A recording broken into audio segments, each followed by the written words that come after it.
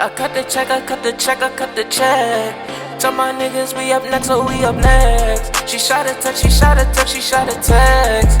Kill the I might put the different day, put a nigga on that same shit.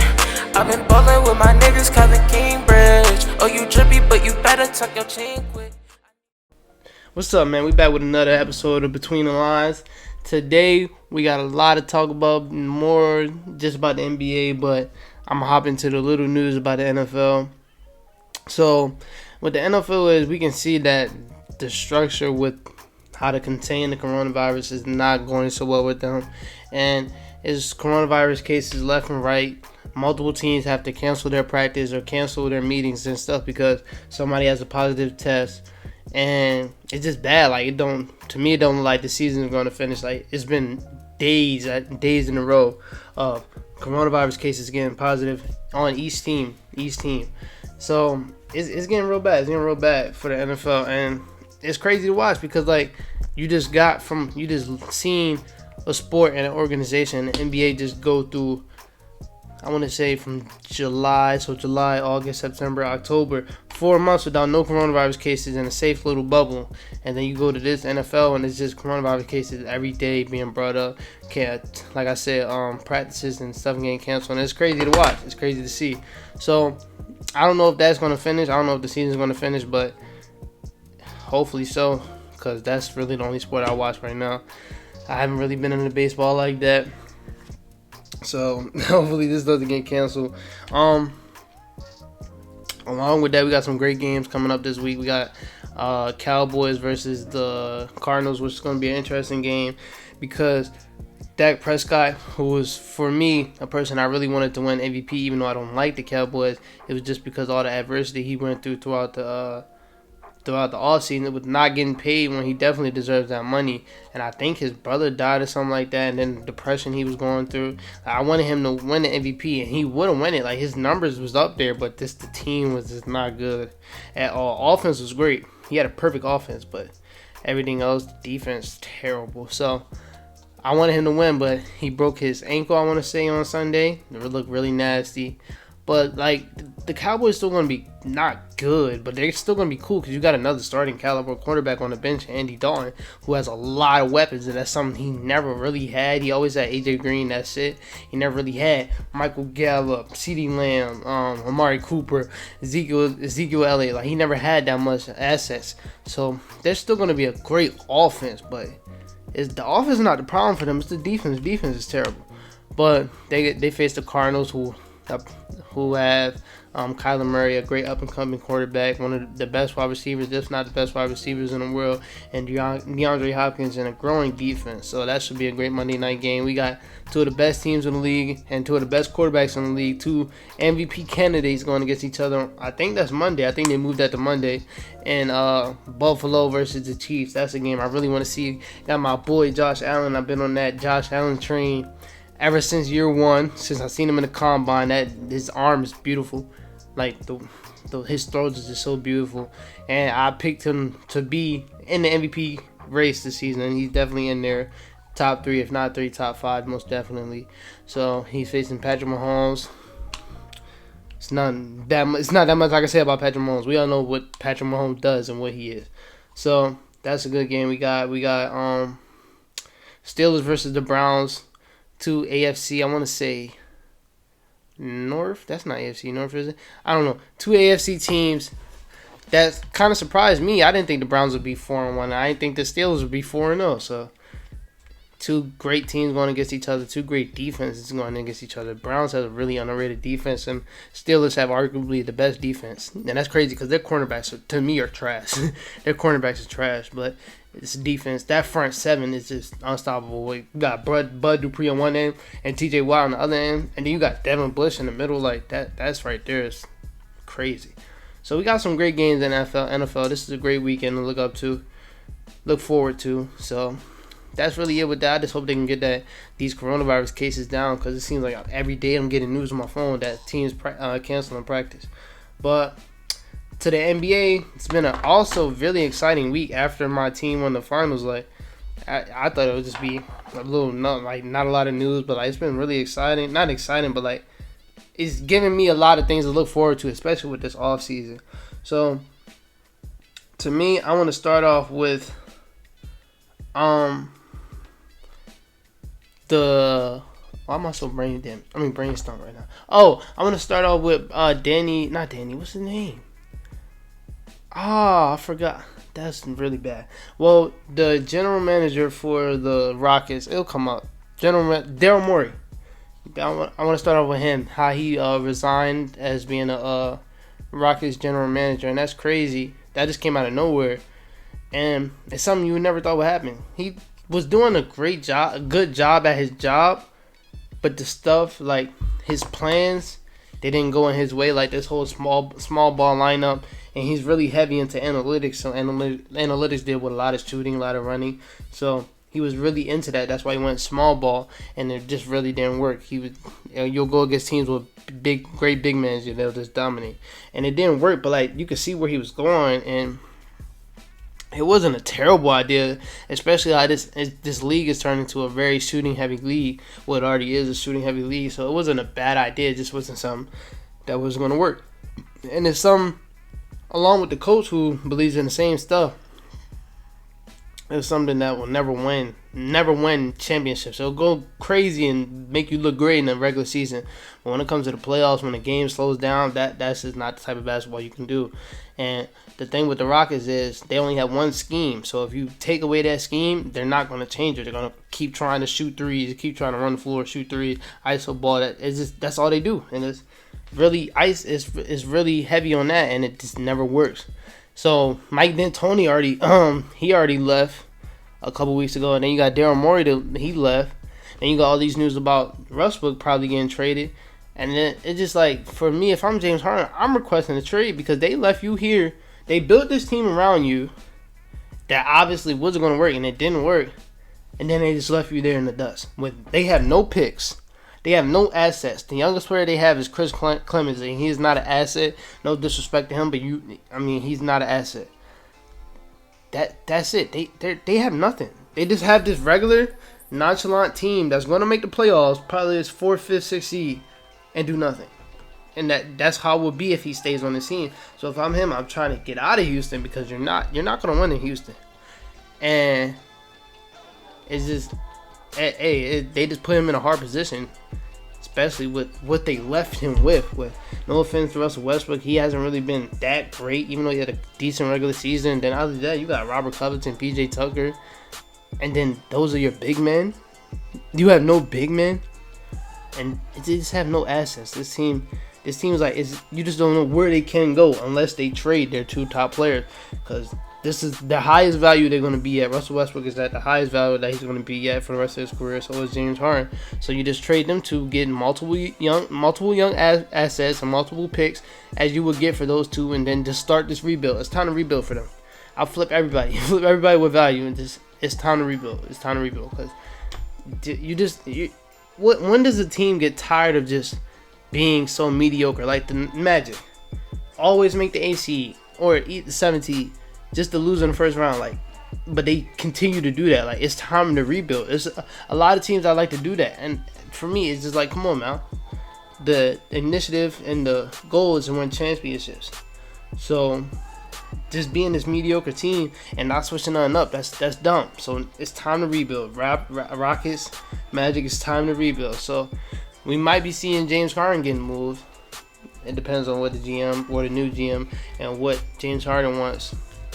I hope he does get moved. It would just make this season way better. Because this season is already hyped up to be one of the best seasons of all time. We have KD and Kyrie coming back along with the team they have. I don't know why they so focused on making moves when they already have 2 great players to surround KD and Kyrie, and Spencer Dinwiddie and Karis LeVert, and then you got a shooter in Joe Harris. You got Nicholas Claxton, who's somebody that everybody looks over, but he has great talent. Like, even Spencer Dinwiddie said it. KD is obviously the best talent on this team, but number 2 over Kyrie, over Spencer, over the Karis LeVert is Nicholas Claxton, and they believe that the dude has amazing talent, can shoot. Just just a next level center that people don't really know yet because he is a rookie. Well, he was a rookie, and he was really a rookie that wasn't great in college, but you've seen a lot of potential. So they have a lot of pieces. Chris Chioza is a nice backup point guard that not a lot of people know. They got their DeAndre Jordan, Jared Allen. Like, this team right now is championship ready. When you add those two Kyrie and KD pieces, so I don't know why they're so focused on trying to find that third star, which is something I'll talk about later. We're just trying to get stars on teams. It's starting to get on my nerves, but they have that. We got the Celtics, who are only going to get better. Jason Tatum, Jaylen Brown, top 25 players in this league, are only going to get better.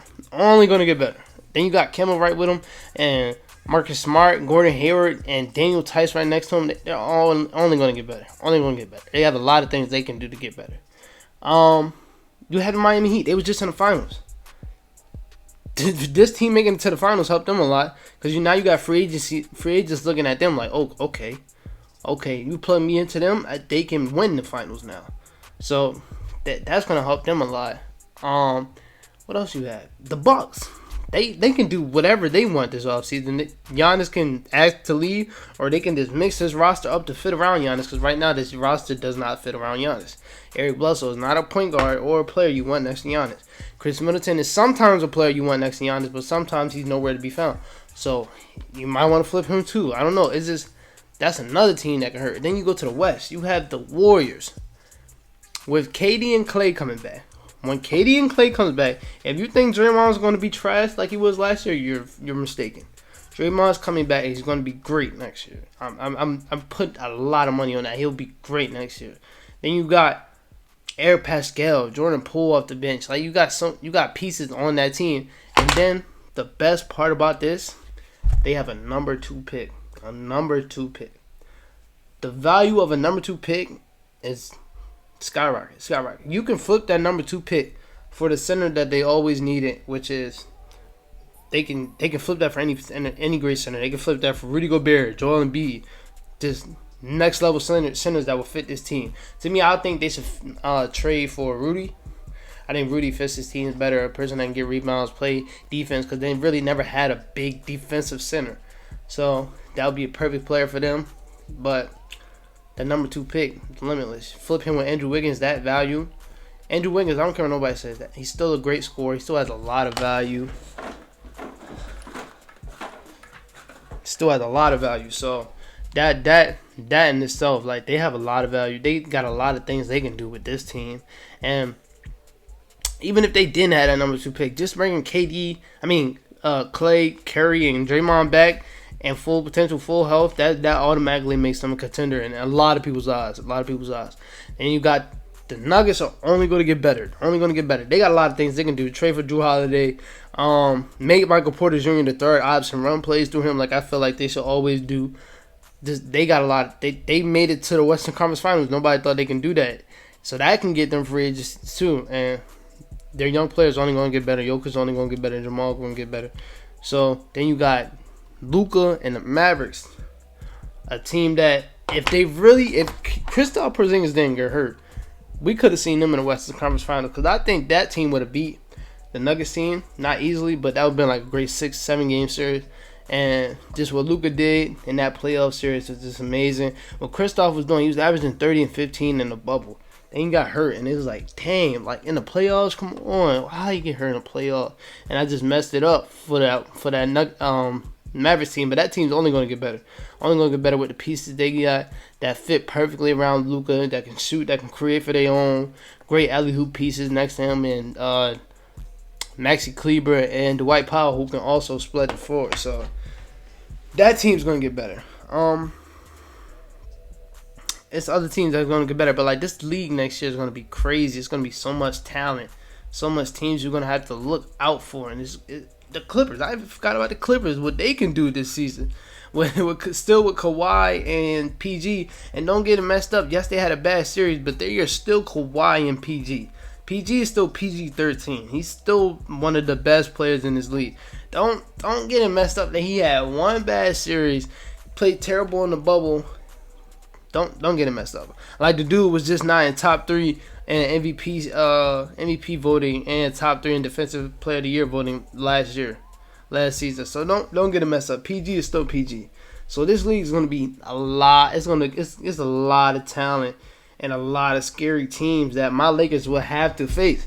So the fact that we won this season, I'm so happy because next season is gonna be so hard. It's so hard for us to win. So hard. We're gonna have to go through a lot. But this season, next season is gonna be amazing. Also, what I wanted to talk about is this new NBA. It's starting to get on my nerves. Like, even though I just said what I just said with all these teams, let's team up. Top players in the league teaming up. That's starting to get on my nerves a little bit because like it's not fair. It's fair. Don't get it wrong. It's fair, but it's not entertaining as it was back in the day. Back in the day, you had one top player on each team: Carmelo, Knicks; Kobe, Lakers; Bron, Cavs; D Wade, Heat; Chris Bosh, Raptors; KD, Thunder. Like it was just, it was so competitive, and you don't know who's gonna win. Next year is gonna be the first time I don't know who's gonna win. Throughout this playoffs, I knew the Lakers were gonna win. It's something you couldn't really stop. Even though I was optimistic about it, I knew deep down in heart like we was gonna win. But with this team we got right, with these players joining up and this new age of super teams, it's just getting annoying. And that's why I respect what the Heat do and what the Celtics do and what the Warriors do. They built their contending teams through the draft. For the Warriors, they drafted Steph Curry. They drafted Klay Thompson. They drafted Draymond Green. And now they're contenders. For the Celtics, they drafted Jaylen Brown. They drafted Jason Tatum. They drafted Marcus Smart. Now they're contenders. For the Heat, they drafted Bam. They drafted Duncan. They drafted Tyler. They drafted Kendrick Nunn. But now they're contenders. But with them and the Celtics and the Heat, they just added that one piece that can push them into that contender level. And Kemba Walker for the Celtics and Jimmy Butler for the Heat.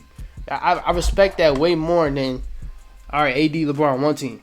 KD, Kyrie, the other team. Like, these super teams is starting to get on my nerves. It just doesn't make the NBA fun. I just miss it back in the day when it was one star player on one team. Because you didn't know who was going to win that night. And it wasn't, like, dominant as much as it is these days. Like I'm a fan of great basketball, and I'm not a fan of a team just coasting throughout the whole playoffs because they have no competition. Because you had AD and LeBron as your 1 and 2 punts, two of the best ever. AD is one of the best ever. Player wise, he probably don't have the accolades, but player, one of the best ever. That stuff gets annoying, but it's still fun to watch basketball. So don't get it like me saying like I don't like basketball. I don't like the way basketball's going. Like, you're going to have KD and Kyrie on the same team. Even though I just said I don't like the way the teaming up stuff goes, those are two of the most exciting players of all time. So that in itself is going to be exciting to watch. That's great basketball. But this whole teaming up thing, it's just not like it was back in the day. Like, back in the day, one player on each team, duke it out, fight to the finish. It was just, I don't know, it was more competitive. But, I don't know, next NBA season is going to be great. I can't wait for it. Hopefully it starts in January. I've been here in January. January, February, March, in that area. So, I don't know. Can't wait for it. But, what else really happened? Oh, today we got some news. Anthony Edwards, LaMelo Ball, two projected number 1 picks in the draft. 2 draft prospects. Jeez. I had to burp, my fault. But 2 draft prospects. They said, without the accolades, KD is the best of all time. And that was me. I've been a person that always think about that. Hear me out. KD is a 7-foot point guard. Dribble, handles next to nobody. Like, you can say KD and Curry has amazing handles. KD's right up there. You can say Klay and Steph Curry are the best shooters of all time. KD is right up there. KD can make a shot over anybody. The best offensive player of all time. Most skilled player of all time. And there's no debate. It's no debate. You're 7 foot. You should not be doing what KD does. Like, pulling from half court, being as quick and agile as KD is at 7 foot. Like, I understand what they're talking about. He might not be the best well-rounded player of all time because his defense is not, like, stellar. But he's not no bum on defense. He's still amazing on defense. I understand what they're saying though, because I always thought like, yo, you have a 7-foot point guard who can do everything. How is that not the best player of all time? Like, just put all the accolades aside, put everything aside. He's 7 foot, can shoot any shot on the court. You can't name a person that can strap KD up. You cannot. You cannot. People think Kawhi is one of the best defenders of all time. KD gave him 50 last year. Him himself. Like, it was most of those points was on Kawhi. You can go watch that game. It was in Toronto. I can tell you what jerseys they had. The Warriors had them yellow jerseys, and the Raptors had the white jerseys. He was killing Kawhi. You can't put nobody on KD because he's 7 foot, and then his wingspan is long as hell, so he's just gonna shoot over you. You could be Rudy Gobert, Bobo. He will still shoot over you. You can't stop that. You cannot stop KD, and I don't know. It's just something. It's something with him, man. It's something with KD. I feel like they say, you take them accolades away, and you just look at the player himself. Probably not the best well-rounded, but not no bum on defense. But that offense game, to me, is second to none. And I'm a player who loves Kobe, who loves Michael Jordan, who think LeBron in 2018, his offense game and even his defense game, that was the best player I've ever seen. Like, I know who KD's going against, but how dominant KD can be if he wanted. Bro, KD can go out and do what James Harden do if he wanted to. If he wanted to be selfish and shoot 35 shots a game, KD will average 30-something points. It's no stopping KD. It's none. You cannot stop that. You can't. So I understand exactly what they talking about, and I've been seeing a lot of people saying, "Oh, they crazy for that," but like, yo, just really watch KD. Like, really watch what KD does. It's unstoppable, unguardable. It's amazing to watch. That's why he's my second favorite player ever. Like I said, the dude is amazing. It's amazing, and you can't, like, Stephen A. and Kendrick Perkins, the LeBron lover, they had a discussion about who the best player in the world. Stephen A. was like, I understand that LeBron is the best player in the world right now, and he was like, but don't forget about that brother in Brooklyn. And Kendrick was like, what are you talking about? He was like, Kevin Durant. And Kendrick Perkins looked all mad. He was like, Stephen A. was like, I was one to say when Kevin Durant and KD was both playing last year. I mean, Kevin Durant and KD. When Kevin Durant and LeBron was both playing last year, I was one that said KD is the best player in the world. And he did say that. Stephen A. did say that. And I was a person that thought that too. But the media, if you don't love LeBron James, you're automatically labeled as a hater. I mean, if you don't say LeBron is the best of all time and the best player in the league, you're automatically labeled as a hater. So I just never said it. Stephen A., as soon as he said that, people would label him as a hater. And then as soon as he said that, Kendrick Perkins was like, it's a big gap between them two. And I'm like, it's really not. It's not.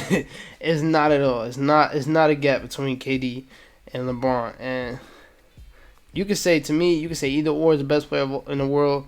But to me, when KD was healthy last year, KD was the best player in the world. Outplayed LeBron in the 2 finals he was in. Outplayed him. The only debate was the first finals, but outplayed him in the 2 finals he was in. I don't know. Your opinion's your opinion, but that boy KD can play in any era too. He can play in any era. It's unstoppable. It's unstoppable. I know I'm repeating myself a lot, but like I'm gonna react. One day I'm gonna react to just straight KD offense highlight. I'm gonna react to KD in USA camp versus other top players. Chris Middleton. Oh dang, I had to start off like that. Paul George, Chris Middleton, Victor Oladipo, Devin Booker, Miles Turner, just other top players doing one-on-one drills, and KD was just dominating. It was never a time where he did not score. And it was only post up 3 dribbles. It was only one time he did not score. I mean, I don't know if I don't even remember if it was the time. I think he scored every single time. One time he probably didn't score was on Miles Turner. Yeah, well, Miles Turner, I remember Miles Turner blocked it. But other than that, It was never a time where he didn't score. KD is so dominant. You cannot stop it. But I think I'm rambling a lot, but it really hasn't been nothing going on, so that's why it was a little short podcast today. But like, yo, KD is that guy. I can't wait for KD to come back next year. Hopefully he don't lose too much, because when somebody gets an Achilles injury, it's like you're never going to be the same player you once was. But like, even if KD's like not even 20% the player he once was, he's still top 5. It's just how good he is. And you can say that about any top 5 player. Like LeBron, he did that. AD, he did that. They're still going to be top players coming back from an Achilles injury. It's just some players just built different. KD is built different. Like, it's KD's amazing. I love KD.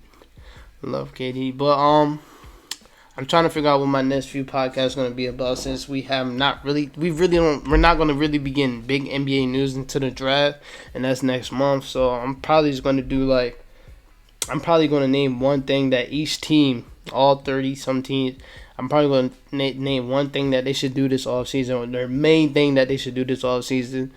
And then I'm just going to probably more reactions going to come out, but we'll see. But that's enough for this episode, man.